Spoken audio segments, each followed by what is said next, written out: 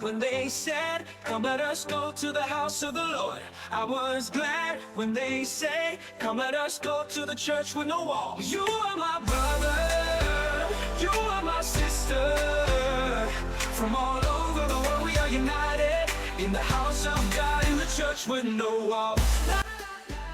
Welcome to this edition of the Church with No Walls podcast. I'm your host, Ryan Dearbone, and I am extremely excited to introduce to some and to bring on to the podcast one of my family members. The last name will sound very similar, Miss Tosha Dearbone, who is a Christian counselor, and I'm extremely excited to interview her today. So, Tosha, welcome to the podcast.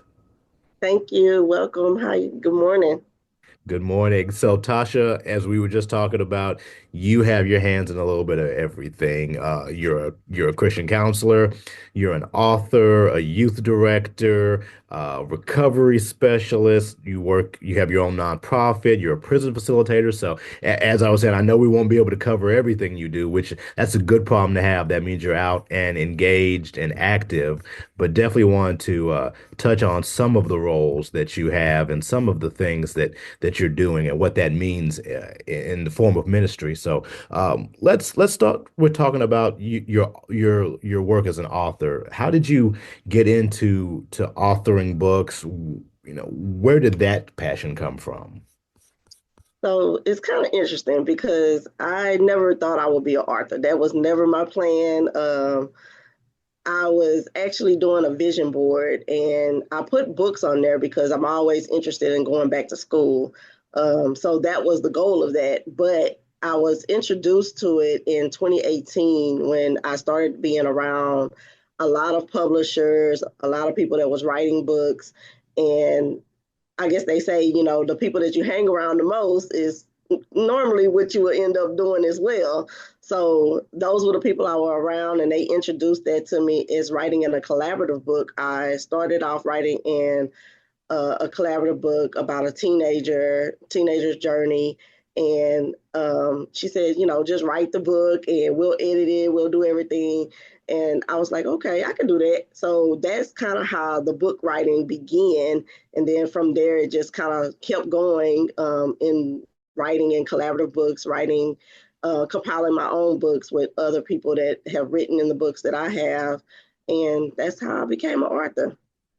And so talk about the focus of your books. What you hope people get out of the books and kind of where your books come from. So the books that I write are true stories, of course. They're life stories that we've all encountered in some aspect, dealing with different trauma, childhood trauma, dealing with spiritual backgrounds. Right now, I'm writing in a series of the fruits of the spirit. So we're talking about the different spirits and how they relate to your own personal lives. So a lot of the books are just surrounded around life, a life in general, things that we go through, things that we've overcome, trying to help others see that to have some type of hope. And so for you, obviously, this is a labor of love. Looking at the state that we're in now, the young people really needing to have a voice, people out there, not always flocking to religion. That sometimes they forget religion is there, or they don't think religion can impact them or be beneficial in their lives. What have you found to be the case, and then how do you I guess send that out through your books and through your other works? So what I found out with the religion and just in general, the spiritual background of everything, a lot of our kids, our youth, are not introduced to that part of life. They're just knowing the worldly stuff. They're not knowing that, hey, what your identity is or anything like that. So what I've done, I've taken the life experiences and combined them with a spiritual background so that they could be able to know who God is and be able to know that they're created in his image, as well as how to get through life in general. So just the aspect of the spiritual part is just to get them to know and have a relationship with him by themselves.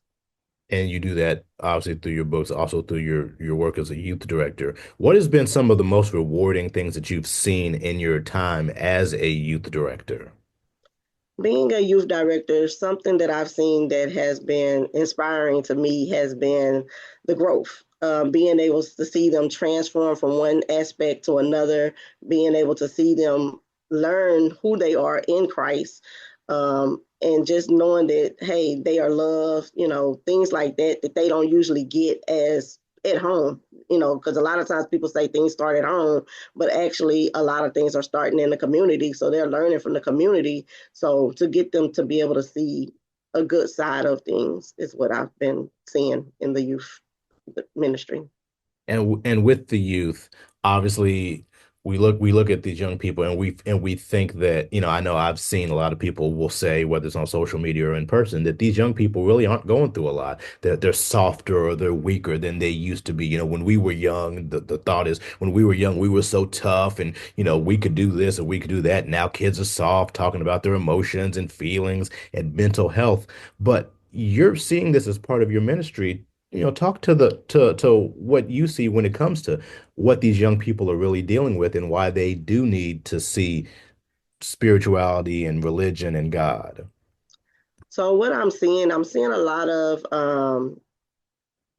abuse, a lot of not knowing who they are, a lot of the things that they're encountering, such as bullying, teenage dating violence, suicide attempts is like a constant thing right now. And the fact of the matter is they're not getting that at home. So when they're not getting that at home, as far as someone uplifting them, encouraging them, motivating them, affirming them to be their best selves, it kind of trickles down to into everything that they're doing or wanting to do.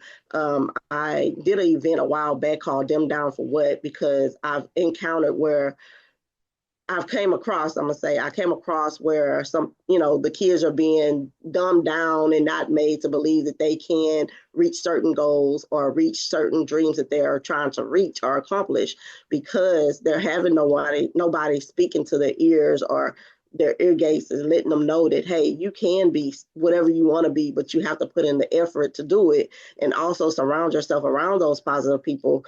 And it makes a big difference when they have someone that they can guide them. When they have no guidance, it kind of leads them into destruction where they're making bad choices. And by me working in the prison ministry and the juveniles, I see a lot of them in there that are struggling. And they're struggling because they've either had to be the financial support of their household or they've encountered certain things where their parents have put them in certain situations where they're trying to make money or whatever it is that they're not getting is causing them to just be in this dispute where they don't know themselves, and when they're not knowing themselves, it just makes things worse. And you alluded to your prison ministry. A lot of us have an idea of what prison is like. We see it in TV, we see it on movies, but you actually are going in there and working with these young men and young women. What, how are they coping and struggling with being locked away in such, locked away for whether it's for a few years or for life, and then still having to, like you said, find who they are and find some sort of spirituality and balance? So what I saw, because I do come in very close contact with them, is a lot of times it takes a toll on their mental health. Their mental health depletes because they're worrying a lot. They don't have that family support. They don't have the loved ones that are saying, we're going to stick by your side. We're going to help you through this. A lot of times they're put in there, they're locked away from everybody. And at this point, they're losing hope. They have no hope. They feel like they can't make a difference or change until it's actually someone being able to help them with the process of learning how to reconcile, learning how to forgive, learning how to just take the different steps of becoming or overcoming the situations that they have done. And a lot of times it's through accountability, because once you start to take accountability to your actions, then you can be able to see that now God can guide you through these things. It's not necessarily a human being, but God can be the one that can be the force to let you know that you are loved, you're wanted, you're accepted. And when we start to learn those things, then we can say, okay, I can make it another day. I can keep going. I can overcome the situations that is at hand, and I don't have to be that statistic. I can be able to see through on another side. So now, is that coming from mainly from the inside, from people lifting each other up from the inside, and people like you coming in to help, or are they being able to get some spirituality, some word from the outside world, whether it be through um, television or some sort of social media? Are they being able to be fed that as well, or where is it mainly coming from? So mainly it's coming from the groups that are going into the facility, such as the group that I'm with, Bridges to Life. We go in there and it's a program where they do a 14-week program, and they're able to go through the steps of, like I said, forgiveness. They're able to reconcile. They're able to write letters to, not necessarily give letters to the victim, but they're able to write a letter to see that, hey, I'm holding myself accountable, but I also am, I'm sorry for what I've done, what I've caused, the pain. So a lot of times it comes from outside. They don't get a lot of TV. They don't get a lot of social. They don't get social media like that. So it's mostly the people that are going in, as well as the chaplain that's there. They can help guide them as well, but it's mostly us that's coming into the facilities. And so you also have your own nonprofit. So talk a little bit about what your nonprofit is. So my nonprofit is called Positive Express, and what that is expressing yourself in a positive way. I work with girls that are dealing with childhood trauma, dealing with low self-esteem, just issues that they have encountered as a child growing up. And what that looks like, everything affects your self-esteem in some way. So we go back to learning our identity. We go back to learning just who they are as a person, period, because a lot of times they've taken on the labels of society. They've taken on different things that don't belong to them, and now they're carrying the weight. And it transpires into them growing up and not knowing who they are. So when we go back to that, it's just a outlet to be able to uplift them, encourage them, motivate them, to get them to see that, hey, yes, these things may have happened to you at a young age or whatever, but you still have life ahead of you and you can still keep going.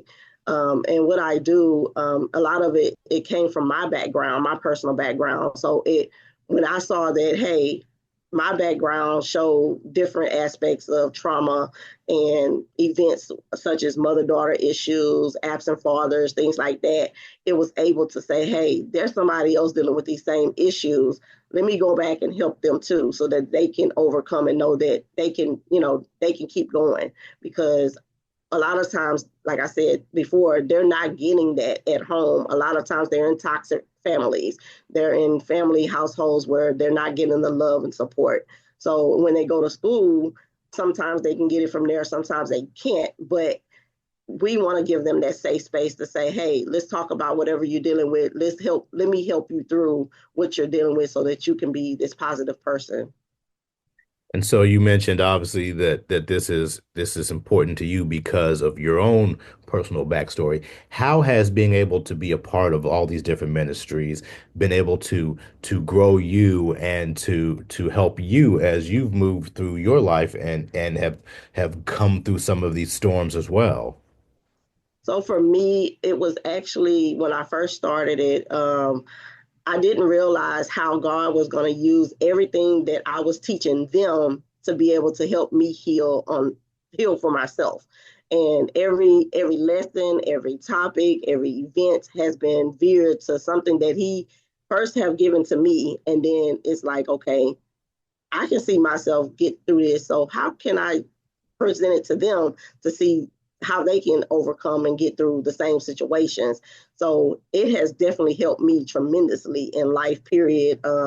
Just knowing a little bit about who I am and things like that. I dealt with the many traumas, and just knowing that the work that I'm doing in the community has been a resource for not just them, but it has been a resource for myself. I was just telling the men at the prison the other day, actually, because they have helped me in many ways that I didn't even think that I needed. Because coming in there, it's like saying I have somebody else that can hold up my arms even when I'm going through tough times. So being able to be that for them and them being it for me has showed me that God is walking with me through every step that I go through, everything that I've been through. He's been right there the whole time, and it's just been a big impact in my life. And now kind of shifting gears just a little bit. Obviously, we just came out of a pandemic not too long ago, and a lot of church had gone virtual, a lot more social media, a lot more ministries popping up through those means.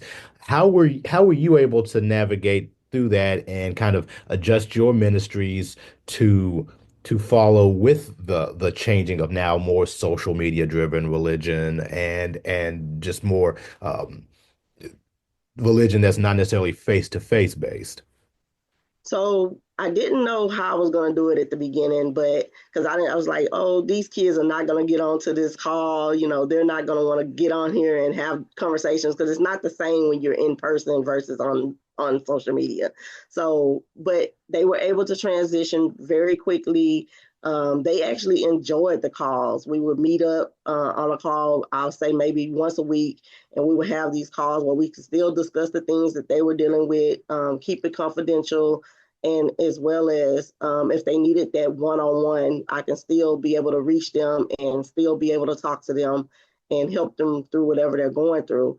So the whole change in the social media, Zoom calls, all of that has been something that I actually still use to this day. We still do the Zoom calls where they're able to get on and just be able to touch bases with them, even when we're not able to meet up.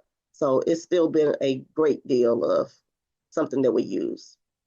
And then with that, how do you think that's going to impact the future? Because we're just getting more and more social media driven, internet driven to the point where, some churches, some people aren't meeting face to face like me and you. Obviously, we are right now having a conversation via Zoom.